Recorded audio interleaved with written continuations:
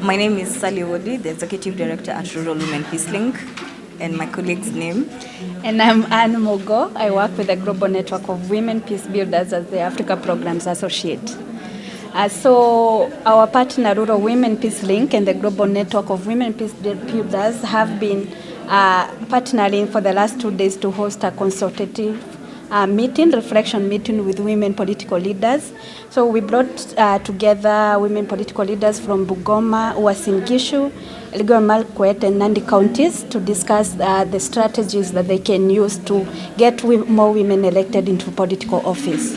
I was elected almost unopposed because of just being a woman, sitting with the people, going deep into the villages, sitting down on the grass, eating with them anything they're eating, makes them feel you belong to them.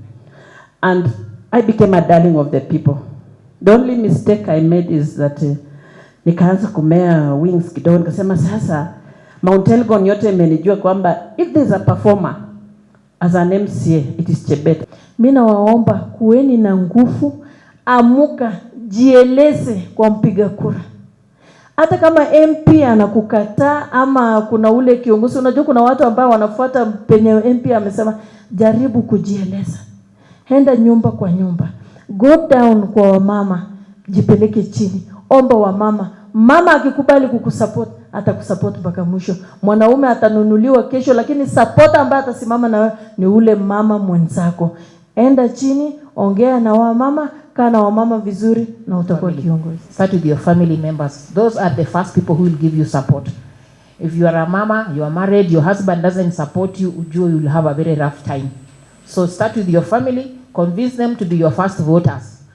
Your family members, if you have sons who are above 18, at least there you can already count 4 or 5 votes.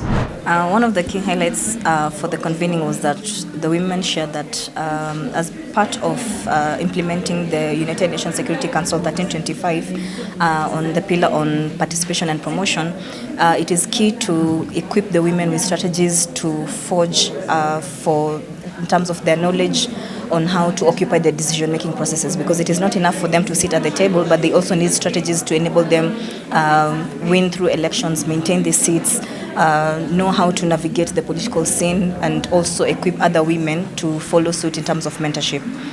Sometimes we have a thinking mindset that if I appear only that I invite, I might be considered for nomination. You know, this nomination thing also has diverted the attention of women. That wacha tu nijibwage uwanjani alafu watakuwa nilikuwa nimeonekana nilikuwa.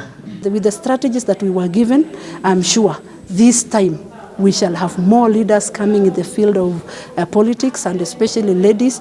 And we are aspiring to even become presidents of this country. We are aspiring to become the senators of this country.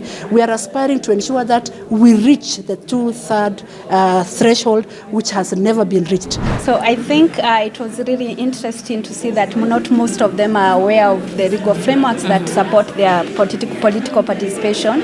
And so, building or having conversation on Resolution 1325 and the Women, Peace and Security Agenda as a key framework that supports women political participation has been amazing. And so it has been great to listen to the leaders say of their experiences in 2022 and to see their commitments to, first of all, run again in the next election, but also commit to having a strong network of leaders among themselves to support one another. And so this was a very safe space that we would like to see more of, and from echo their sentiments that they would like to have more spaces like this, so that we are building stronger movements of political leaders. Yes.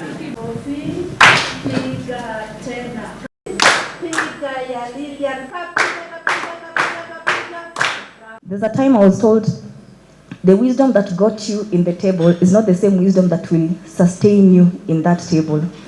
And so with the meeting that we have today, it reminds me a lot of why it is important to actively engage and empower women to have a seat at the table, to maintain it and influence the decision-making processes.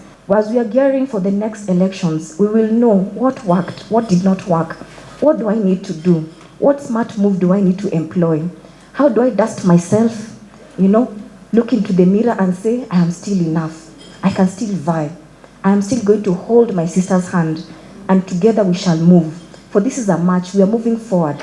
And this is an army that has to progress, and we have to win. So as long as women in grassroots are the one building peace, then we as a country will have a sustainable peace. And I request that we have fruitful deliberation, that we follow through with the commitments that we make today, so that they can see the work, the impact that we are doing in our communities. So please share about your experiences, please share what you've been able to do in the localities that you're coming from, in leadership, for those who are in parliament, for those who are in county assemblies. Please share those experiences so that we can pass these experiences on to them, and so that we can see where the support is more needed and what we need to invest more on. Do you think financial stability ina affect wamama kuto participate, kutojihusisha kwa politics? Money is very important, by the way. It is very important. One, for efficiency. Kama hauna gari, it will be very, it is so inefficient. I could not go to all the places. I had no car.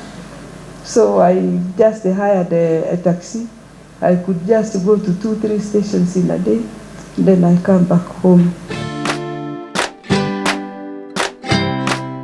2013, I applied for nominations. What happened when? 2017, the same. And 2022, I went for Segero Pasombe Ward electoral position. It wasn't easy. You know what? The community is not inclusive yet. They still believe that you are a woman. First, you are a woman. Second, you are a woman with disability. Third, you are a single mother. They were asking me so many questions. And the story that was going around in the village was, when we elect men, they go to marry and they disappear from the village. So many women would take their problems to that MCA who is a man, and they find the lady. And what they find with the lady is lamentation.